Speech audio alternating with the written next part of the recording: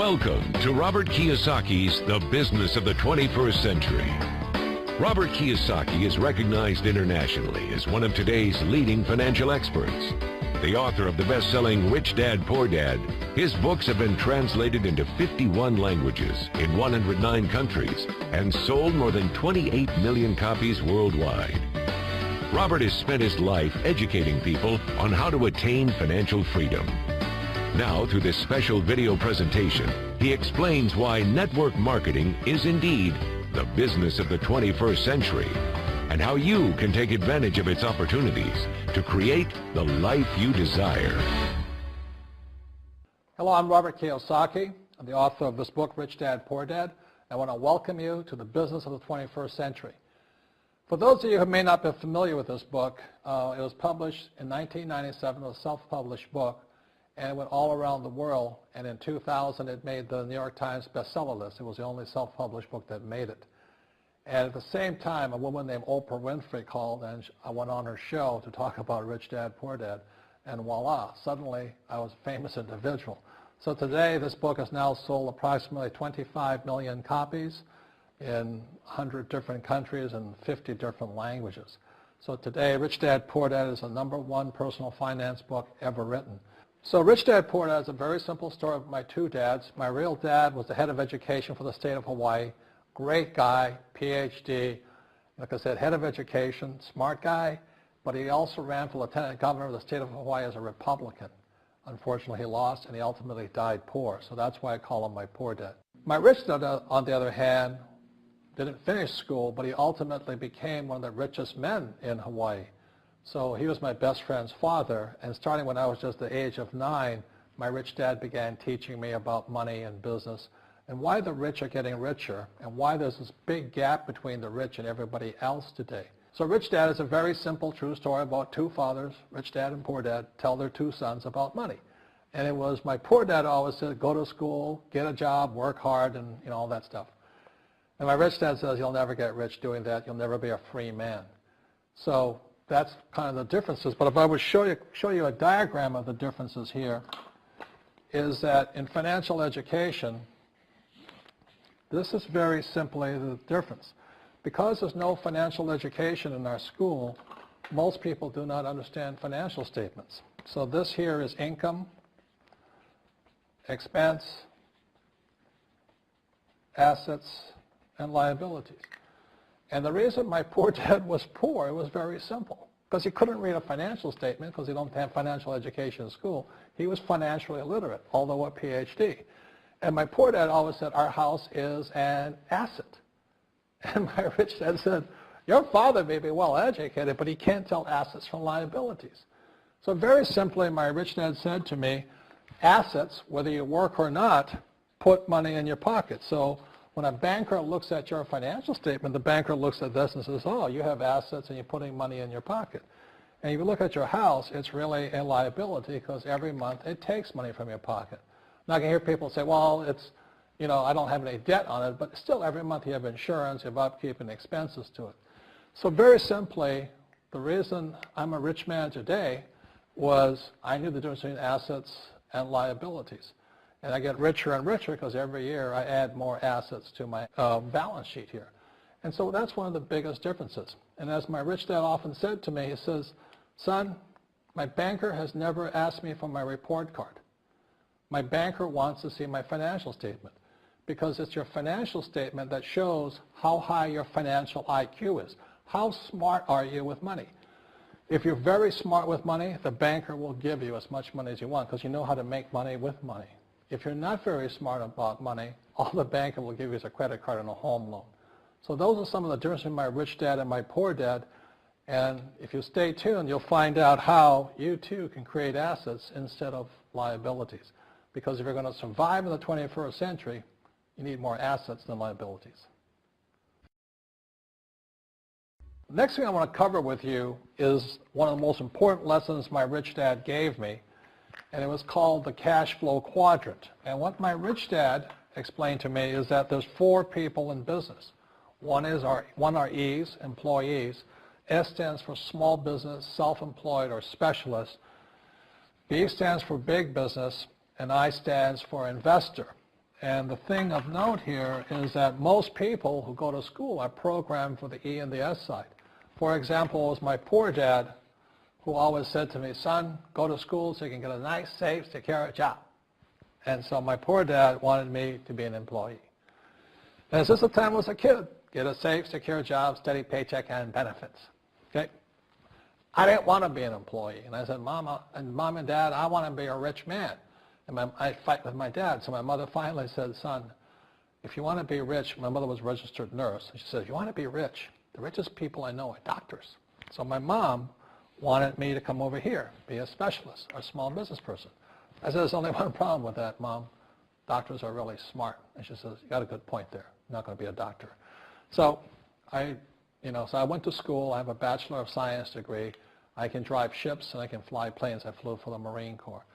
But I've never used any of that education because I wanted to become a business owner. So it was my rich dad who basically said to me, become a business owner and learn to be a professional investor.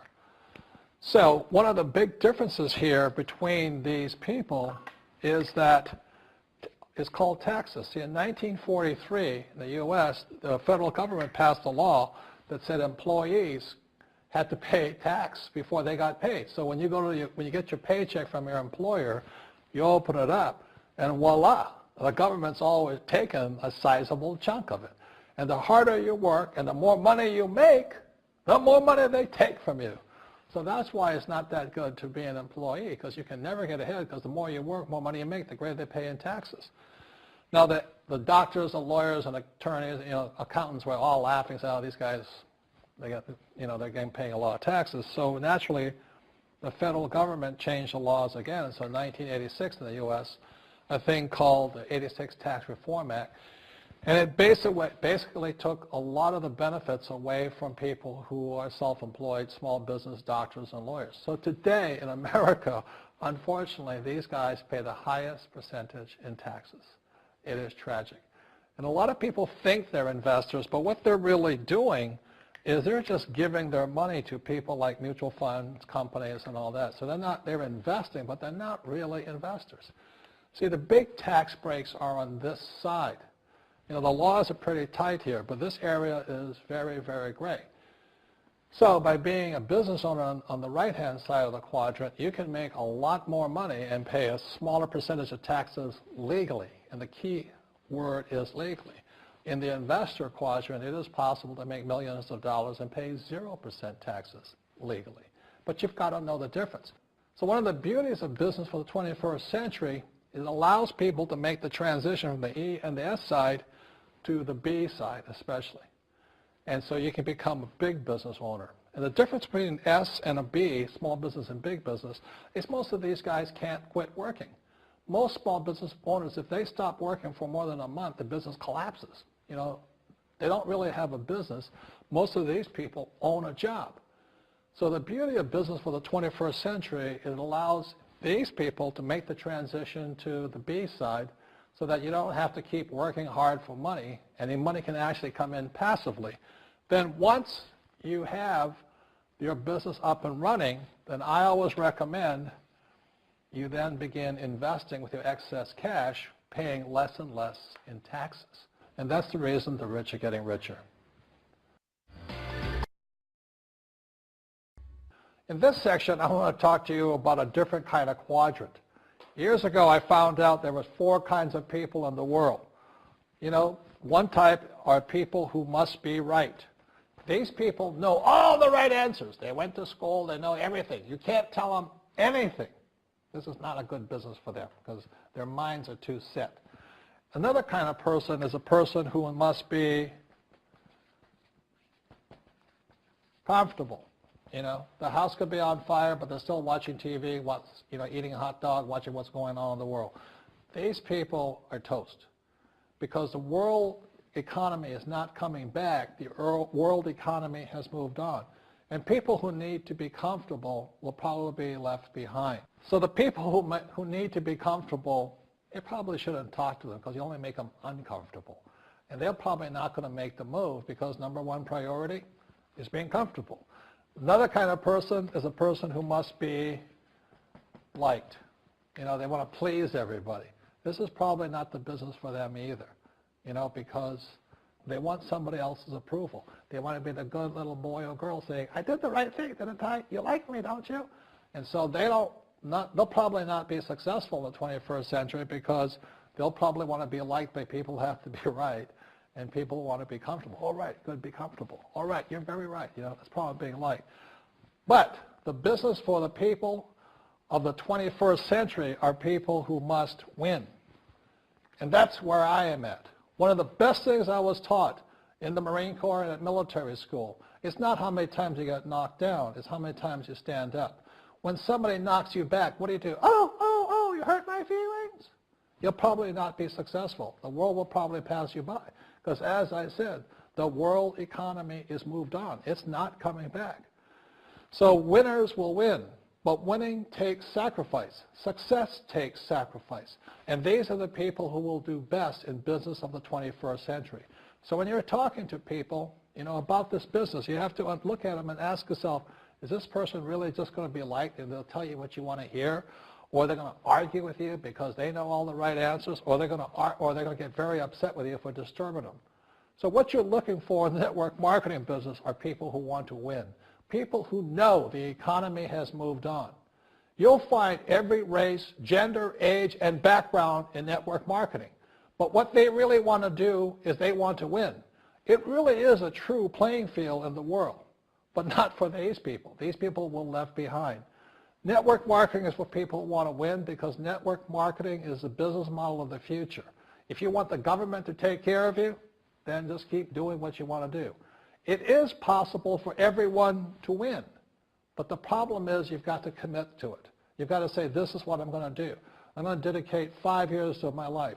You want to look at the leaders and say, those are the people I want to be like. Those are the kinds of people I want to hang out with. That's what you got to say to yourself. And I want to help other people do what I want to do and win in life. And that's why I support network marketing, because it really is the business for the 21st century.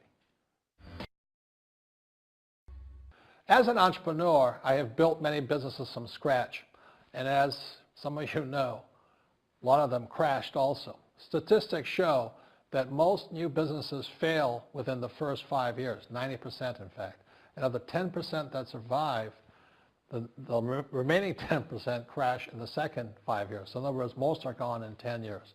So I've looked at many different models, and one that stands out for me is network marketing. And the reason for that, it takes very little upfront cash.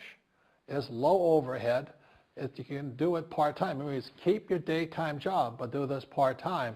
And once the business is up and running, it can generate enough income so that you can move from the left side to the right side of the quadrant. So let me tell you about my introduction to network marketing, because I had a very closed mind to it.